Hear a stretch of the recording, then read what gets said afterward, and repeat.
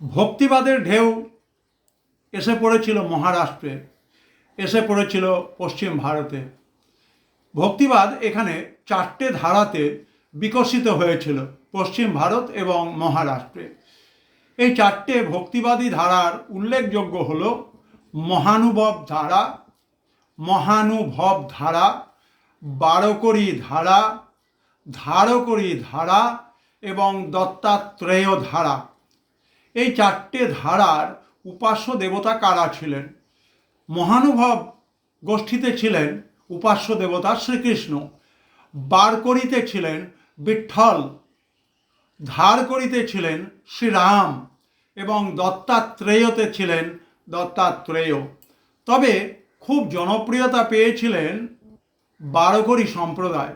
এই 4টে সম্প্রদায়ের মধ্যে পন্ধারপুরে ভীমা নদীর তীরে বিঠোবার যে মন্দির রয়েছে, সেখানে বারকরী ভক্তিবাদী আন্দোলন বিকাশ লাভ করে।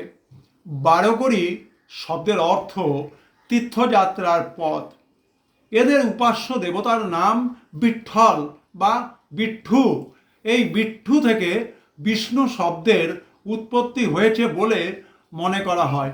ঐতিহাসিক রামকৃষ্ণ ভান্ডারকর বলেছেন যে ত্রয়োদশ শতকে বিঠোবার উপাসনাকে কেন্দ্র করে পশ্চিম ভারতে বৈষ্ণব ধর্ম জনপ্রিয়তা লাভ করে।